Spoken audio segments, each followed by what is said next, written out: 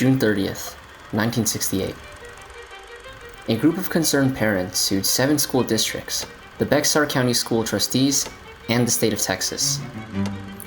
Their claim? That the schools in their neighborhoods were disproportionately underfunded, causing their children to have a lower quality of education than those growing up in nearby wealthier districts. Heading the lawsuit was a man named Demetrio Rodriguez. He took the case to the Supreme Court of the United States, claiming that the disparity in school funding was unconstitutional. But the justices disagreed. In a 5-4 decision, they ruled that there is no right to equal funding in education under the Constitution.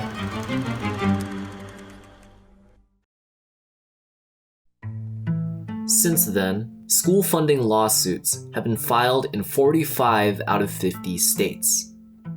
Reactions were outraged. Erwin Chemerinsky, the founder of UC Irvine School of Law, said that the decision played a major role in creating the separate and unequal schools that exist today. And he was right. The Supreme Court declined to acknowledge a fundamental problem in education that has only gotten worse today: inequality of resources.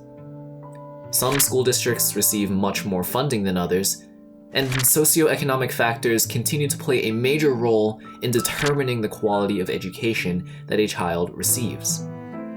But who really is to blame for this problem? There is no one malicious party that's responsible for this educational inequality. Rather, the issue is systemic. Funding for schools are largely generated by the property tax of the communities that they reside in. If you're poor, you're more likely to live in public housing, causing the schools around you to receive less funding.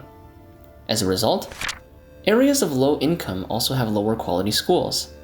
But the quality of school contributes directly to the amount of opportunities and support networks that a student has.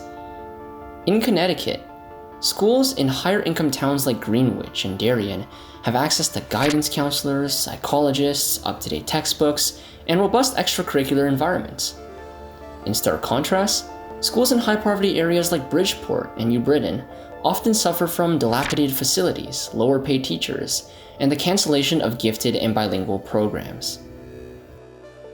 This disparity contributes to lower rates of success for poorer students. Connecticut recently implemented a system called Next Gen to measure English and math skills, college, and career readiness. Greenwich's average was 89.3% and Darien 93.1%.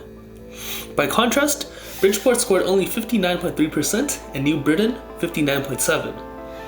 Furthermore, graduation rates are lower in the poorer districts, where there is more chronic absenteeism. Outside of Connecticut, numerous studies have also shown the same thing across the country. Children from families of lower socioeconomic status tend to have lower levels of literacy, numeracy, and comprehension, have lower retention rates in school, exhibit more problematic behavior in classrooms, and are more likely to have difficulties with their studies and display negative attitudes towards school. The issues we have seen thus far are all a result of a poor distribution of funding for schools in the United States. The disparity in funding has ultimately led to the educational gaps we see today between wealthier and poorer students. In an ideal world, in a truly just and meritocratic society, everyone should be given the opportunity to prove their worth. But the truth is that a lot of people in America aren't given the chance to even stand on the same playing field. But no child should have access to lower quality resources and education simply because of being born into worse circumstances, born in a poor neighborhood, born into a lower income family. With recent funding cuts by the Doug Ford government, we Canadians must also be mindful about the importance of our education and how funding and unequal resource allocation serves as a threat to equality in education.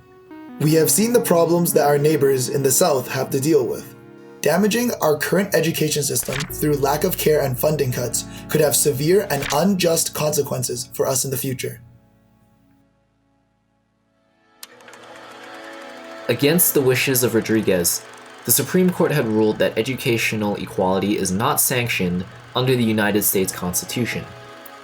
As a result, we have witnessed the continued disparity within the quality of resources that schools have access to, and the educational inequality that this disparity causes. But this doesn't have to be the case.